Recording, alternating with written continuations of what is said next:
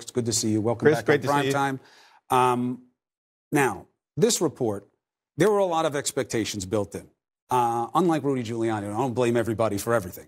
I've had a lot of conversations with you about this. You were not somebody who was front-running it. Members of your party were. They were saying this is going to be it for him. When Mueller comes out, wasn't true. No criminal case able to be made about coordination or conspiracy with Russian interference. Obstruction, he punted. The AG did it. What is the path forward? Well, I think the path forward, one, is to make sure that the Mueller report, every single word, is released publicly so that the American people can make an evaluation as to why Bob Mueller drew the conclusions that he drew, both with respect to the absence of finding collusion between the Trump campaign and Russian spies, as well as his inability to exonerate the president with respect to obstruction of justice, which, as you know, is an extremely serious charge. True. I don't know why he said. I guess he was speaking to something he didn't expect, which is a division either in his head or within his team saying, I don't know that we can make a case, but I can't exonerate. As we both know, a prosecutor's not in the exoneration business. Either you can make a case or you can't. His job was to make a call on it.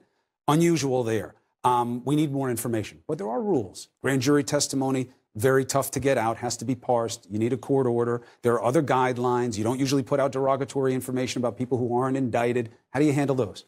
Well, with respect to the grand jury information, if there's a compelling public interest, as there obviously is in this case, then that can overcome the presumption of grand jury secrecy. So I think that'll be handled. There is a test. Absolutely. Now, with respect to the potential disclosure of sources and methods, every reasonable person, Democrat, Republican, are of the view that we have to protect those sources and methods. And so if there's redactions necessary in that regard, that is an appropriate thing to do. Everything else, disclosed to the American people so we can figure out what happened, why did it happen, and how do we prevent this type of dynamic from ever occurring again. Clearly, 17 different intelligence agencies concluded that Russia interfered with our election with the explicit purpose of artificially trying to place someone at 1600 Pennsylvania Avenue. And there were more than 100 contacts between the Trump campaign and Russian operatives. Right. None of the agencies who looked at it thought that Russia didn't interfere. Only the president was doing that, but we know why. He felt threatened by this. Now he feels cleared by it. He, I believe, clumsily used the word exonerated when that was the one word he shouldn't have used because it's the one word that Mueller went out of his way to put in there as a qualifier of what didn't happen in the report. But that's politics. Now, do you believe, without there being a crime found by Mueller, there is still a path for impeachment? Well, we've been very clear from the very beginning, and I think the Speaker eloquently laid out the case to say, one, Democrats have always been focused on getting things done for the American people. We didn't run on impeachment. We didn't win the House of Representatives on impeachment. We're not focused on impeachment. We're focused on lowering health care costs. That was the preeminent issue of the 2018 campaign, protecting people with pre-existing conditions, strengthening the Affordable Care Act, which we're going to begin to do by introducing legislation tomorrow, enacting a real infrastructure. Fair point. You should be able to walk and chew gum. You should be able to do that. Absolutely. I would argue you guys have showed, not just Democrats, but Congress, that you have trouble doing either, let alone both at the same time. But some members of your party, Congressman, again, not you. I believe in being fair to the individual, even when representing the party. Some of them, one, name's not that important, but, and I can't even remember it, but she came out and said, let's impeach the blank blank. So you do have a faction of your party that is rabidly interested in impeachment. How do you control that? Because if you set yourself up for a loss where you can't remove the president, how does that end well? Well, that's a very small fraction of the House Democratic Caucus. We're 239 members strong, 235 voting members, 4 delegates, every single person important. But the collective wisdom of the House Democratic Caucus, and Nancy Pelosi articulated the standard. She basically said, listen, for us to proceed with impeachment, the case must be compelling, the evidence must be overwhelming, and public sentiment around impeachment must be bipartisan in nature.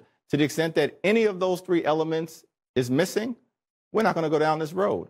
And so it appears at this point we're going to continue not to go down on this road. But you're still going to do oversight and you're still going to do fact-finding that could wind up being the same thing. Well, we're a separate and co-equal branch of government. We don't work for Donald Trump. We work for the American people. And so we have a constitutional responsibility to serve as a check and balance on what at times has been an out-of-control executive branch. but we won't overreach. We won't over-politicize. We won't over-investigate. We're going to keep the focus on what we're trying to do for the people. Do you accept the AG and the deputy AG saying there was no obstruction, will make the call for Mueller, or do you believe it's still undecided? Well, that seems problematic in part because we don't have the underlying documentation and the entirety of the report, which is important. Chris, what we've been calling for is not just the report to be disclosed, but the underlying documents so that the American people can have everything to make their own evaluation. What we have right now is the 4-page Barr report. What we actually need is the Mueller report that took place over a 22-month period. Also, because, look, here's the big problem. And I keep saying this to both sides. You know, if not a felony, then fine is not an acceptable standard.